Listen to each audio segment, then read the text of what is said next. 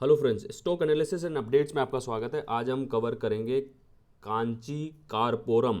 कांची कारपोरम के fundamental, technical and future की levels देखने की कोशिश करेंगे और कंपनी का क्या बिजनेस है, क्या फाइनेंशियल की रेशोज कहाँ पे अभी स्टैंड करते हैं, क्या सिचुएशन है कंपनी की, बैलेंस शीट एंड एक्सेट्रा। और इसके साथ ही हम देखेंगे कि जो स्टॉक का प्राइस है वो कहाँ है, कहाँ सपोर्ट रेजिस्टेंस बन रहा है, क्या पिछले 1-2 साल में स्टॉक ने रिटर्न्स दिए हैं, डाउन साइड है, अप साइड है, ये सब देखेंगे। चलिए, एक छोटी सी रिक्वेस्ट है कि अगर आप चैनल पे नए हैं तो इस चैनल को आप सब्सक्राइब कर लीजिए और बेल आइकन दबा लीजिए ताकि हमारी लेटेस्ट वीडियोस आपको मिलती रहे। चलिए, टाइम वेस्ट नहीं करते हुए शुरुआत करते हैं स्क्रीनर.इन से। सबसे पहले देखते हैं कि कंपनी करती क्या है। तो यहाँ पे जैसे आप देखेंगे तो आपको सबसे ऊपर डिटेल मिलेगा कि कंपनी का कंपोर का बिजनेस है, जो कि अपन इसको बेसिक भाषा में कपूर के नाम से जानते हैं। तो कंपनी कपूर बनाती है और ये लीडिंग मैन्युफैक्चरर है कपूर बिजनेस के अंदर, इंडिया के अंदर। जो गोलियां और ये आती है जो कपूर की, उसके अंदर। चलिए, इसके बाद इसकी कंपनी के की फीचर फाइनेंशियल रेशोज हम देखने की कोशिश करते हैं कि कंपनी के फाइनेंशियल रेशोज कहाँ स्टैंड कर रहे हैं। शुरुआत करते हैं मार्केट कैप से। तो कंपनी का मार्केट कैप अभी 436 करोड़ है। करंट प्राइस जो है इसका 1005 है। लो हाई आप देखेंगे 276 से 1365 है। पी जो है स्टॉक का वो ऑलमोस्ट 6.967 के आसपास यहाँ पर आपको दिखाई दे रहा है। और जो बुक वैल्यू है स्टॉक की वो 359 के आसपास है। डिविडेंड भी ठीक ठाक दे रहे हैं। ROCE आप यहाँ देखिए 66% के आसपास दिखाई दे रही है। ROE 50 के आसपास, जो कि बहुत हाई है और अच्छा माना जाता है। फेस वैल्यू 10 रुपीज़ है। इंडस्ट्री P/29 है। सो इस रेशो के मुकाबले इस रेशो को देखेंगे तो कितनी पोटेंशियल है स्टॉक के अंदर, वो आप देख सकते हैं। इसके बाद EPS देखें लास्ट ईयर का तो 144 है। और सेल्स ग्रोथ देखेंगे लास्ट 5 ईयर्स की तो वो देखेंगे आप 26% के आसपास है। और लास्ट 5 ईयर्स का कंपाउंडेड जो CAGR जो प्रॉफिट ग्रोथ है वो 139% के आसपास दिखाई दे रहा है, जो कि ज़बरदस्त है। 3 ईयर्स के अंदर जो बैलेंस शीट का जो सिचुएशन दिख रहा है वो 67 करोड़ के आसपास दिख रहा है। और जो कि अब आ रहा है सबसे इम्पोर्टेंट पैरामीटर किसी भी कंपनी के लिए और एक इन्वेस्टर के लिए जो इन्वेस्ट करता है किसी कंपनी में, वो है डेट। कंपनी डेट फ्री है। आप देखिए कितने ज़बरदस्त पैरामीटर्स हैं, ROC वगैरह। उसके बाद डेट नहीं है कंपनी के अंदर। तो डेट नहीं होने का मतलब आपको पता ही है कि कंपनी कर्जा मुक्त है। कितनी अच्छी बात है। प्रॉफिट ग्रोथ देखेंगे नेक्स्ट 141 है। EPS 144। OPM 44 का है। 100 रुपये के ऊपर 44 रुपये कंपनी सेव कर रही है, बना रही है। प्रोमोटर्स की होल्डिंग भी ठीक ठाक है 46.9 47% के आसपास।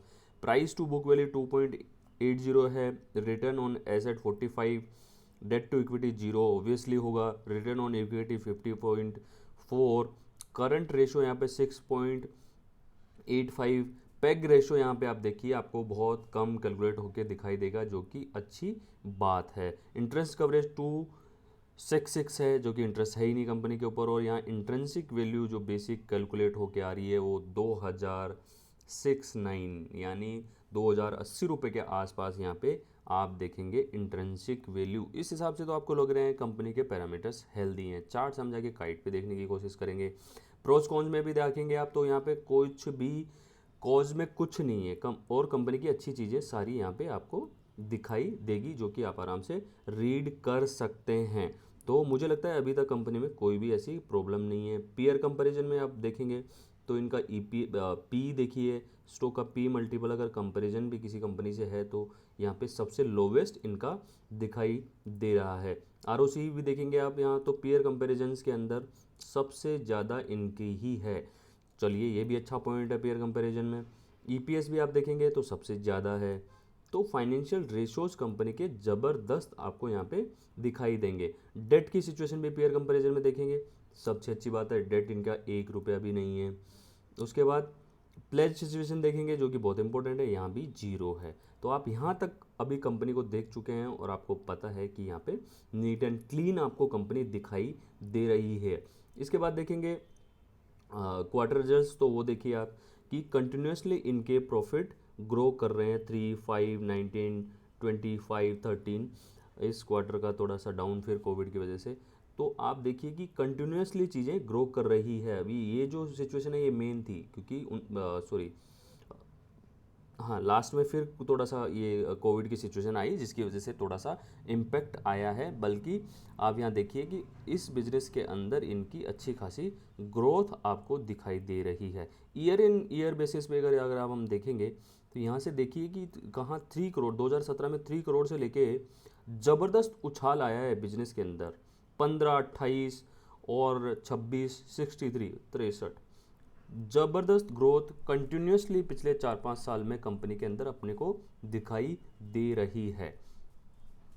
10 ईयर्स की सिचुएशन अगर आप यहाँ देखेंगे तो कंपाउंडेड सेल्स और सेल्स ग्रोथ दिखेगी, प्रॉफिट ग्रोथ दिखेगी, आपको CAGR स्टॉक प्राइस का सिचुएशन दिखेगा, और यहाँ पे रिटर्न ऑन इक्विटी की भी सिचुएशन आपको यहाँ पे दिखाई देगी, और हेल्दी यहाँ पे सब कुछ आपको दिखाई दे रहा है। माइनस में सिर्फ ये एक TMT सेल्स ग्रोथ दिखाई दे रही है 9% के आसपास, इसके अलावा कोई प्रॉब्लम नहीं है।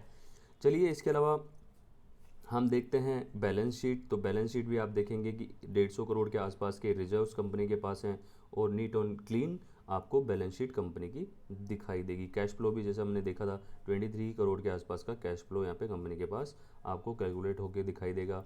रेशोज आप देखेंगे कंपनी के तो वही सेम सिचुएशन है, यहाँ पे भी अच्छा खासा रेशोज है। डेबिटर्स डे भी यहाँ पे कम हो रहा है, 37, 30, 29, 20, 22, ये भी डाउन साइड थोड़ा सा दिखाई दे रहा है, जो कि अच्छी बात है। इसके बाद देखेंगे प्रमोटर होल्डिंग। प्रमोटर होल्डिंग के अंदर भी वही सिचुएशन है, और ऑलमोस्ट 47% है। FIIs की भी थोड़ी सी होल्डिंग है, DIs की भी थोड़ी सी, और पब्लिक की अच्छी खासी होल्डिंग इसके अंदर दिखाई दे रही है। मुझे लगता है DIs और FIIs की थोड़ी सी होल्डिंग इसमें अगर 5-5, 10-10% भी होती तो थोड़ा सा फेथ हमको लगता है कि ये लोग क्यों इन्वेस्ट नहीं कर रहे हैं। और एक साइड अगर देखा जाए तो कंपनी जब इतनी अच्छी है और इन्होंने अभी तक इन्वेस्ट नहीं किया है, जब ये इन्वेस्ट करना शुरू करेंगे तो प्राइजेस कहाँ होंगे, ये भी एक पॉइंट हो सकता है, और अच्छा पॉइंट है। और जनरली लोग करते भी है कि कंपनीज फाइंड आउट करो, जब तक बड़े इन्वेस्टर्स उसमें घुसे नहीं उससे पहले उनमें इन्वेस्ट करके बैठ जाओ। जब वो आएंगे घुसेंगे तो आपको पता है स्टॉक प्राइस कैसे तूफान बन जाते हैं। चलिए इसके बाद अपन काइट पे जाके देखने की कोशिश करते हैं चार्ट्स, और चार्ट्स में थोड़ा सा हम सिचुएशन देखने की कोशिश करेंगे कि अभी कंपनी के चार्ट्स की क्या सिचुएशन है। सबसे पहले हम वीकली टाइम फ्रेम पे देख लेते हैं कि वीकली टाइम फ्रेम पे क्या सिचुएशन है कंपनी की। तो आप यहाँ देखिए कि ये जो स्टॉक कोविड टाइम से पहले भी यहाँ पे आपको दिखाई देगा कि कोविड टाइम के पहले भी स्टॉक है ना रॉकेट बना हुआ था। कहाँ से? यहाँ से कंपनी जो 40 रुपीज़ या 30 रुपीज़ के आसपास ट्रेवल कर रही थी, यहाँ गोल्डन क्रॉस ओवर हुआ वीकली टाइम फ्रेम पर, ये कहाँ 640 तक के लिए आसपास के टारगेट्स पे हमको दिखाई दे रहा है।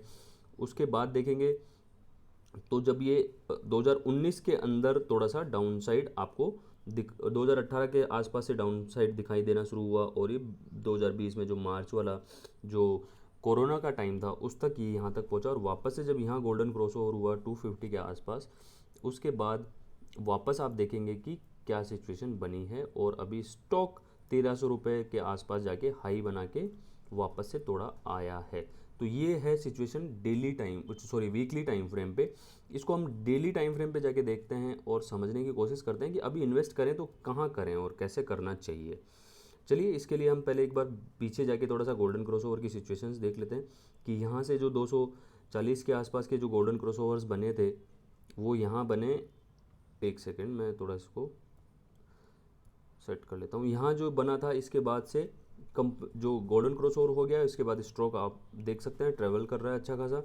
उसके बाद से ये चीज़ कभी भी इसने सेल सिग्नल नहीं दिया। सेल सिग्नल थोड़ा सा अगर देखेंगे आप तो यहाँ पे अभी जो करंट सिचुएशन है उसमें इसने सेल सिग्नल दिया हुआ है मुझे लगता है, और ये अभी 100 EMA के आसपास भी आके टच हुआ कुछ दिन के अंदर।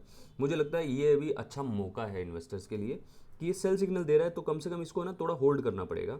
जैसे ही होल्ड करेंगे आप थोड़े दिन, और अगर ये और डाउन साइड आता है 200 EMA के आसपास अगर ये सपोर्ट ले रहा है तो और अच्छी बात है, क्योंकि सेल सिग्नल दे चुका है। और अगर ये वापस रिवर्स कर रहा है तो भी आप इसमें कंसिडर कर सकते हैं। और मुझे लगता है फर्स्ट जो एक छोटी बाइंग है, मतलब एक कैपिटल जैसे ₹1,00,000 अगर आपको इस कंपनी में इन्वेस्ट करना है तो उसका 20% इसमें अभी करना चाहिए, क्योंकि 100 EMA के आसपास स्टॉक का प्राइस अभी ऑलरेडी है। तो इसके बाद क्या होगा कि आपकी एक इनिशियल इन्वेस्टमेंट हो गई इस लेवल्स पे, और अगर डाउन साइड आएगा तो और नेक्स्ट इन्वेस्टमेंट होगी, और अपर साइड भी जाता है तो आप यहीं से थोड़ा सा प्रॉफिटेबल सिचुएशन में चलना शुरू कर देंगे। आपको पता ही है ऑलरेडी स्टॉक की जो इंट्रिंसिक वैल्यू है वो 2000 के आसपास है। तो इसमें इन्वेस्ट करने से कोई दिक्कत नहीं है, डेट फ्री कंपनी है, नीट एंड क्लीन बिजनेस है, कपूर जैसी आइटम कंपनी मैन्युफैक्चर करती है और छोटे मोटे और भी प्रोडक्ट्स हैं जो कि मैन्युफैक्चरिंग करते हैं, केमिकल्स और इस सब के। तो वो सब के अलावा ये जो मेन बिजनेस है वो भी ज़बरदस्त बिजनेस है कि कपड़ ऊपर ये बेसिक जो इनिशियल चीज़ें हैं वो यूज आती हैं इंडस्ट्रियल यूज़ में इधर उधर। तो और इसके अलावा जब कंपनी के नेट एंड क्लियर सारी चीज़ें हैं और कंटिन्यूसली ज़बरदस्त प्रॉफिट और सेल्स बढ़ रही है कंपनी की, तो इसमें कोई दिक्कत नहीं है, डिविडेंड दे रही है, सारा सब कुछ क्लीन है कंपनी का। जस्ट बड़े इन्वेस्टर घुसेंगे तो आपको पता है ये स्टॉक आपको 2500 के आसपास तक मिलेगा। इंडस्ट्री पी और स्टॉक पी में भी आप डिफरेंस देख सकते हैं कि कितनी क्या सिचुएशन आपको दिखाई दे रही है और company value for money amount पे आपको मिलती हुई दिखाई देगी। चलिए इस वीडियो को यहीं वाइंड अप करते हैं। अगर आप वीडियो आपको पसंद आया हो तो अपने फैमिली एंड फ्रेंड्स के साथ शेयर करिए और इस चैनल पे नए हैं तो इस चैनल को सब्सक्राइब करिए। Hope you like this video. Thanks for watching.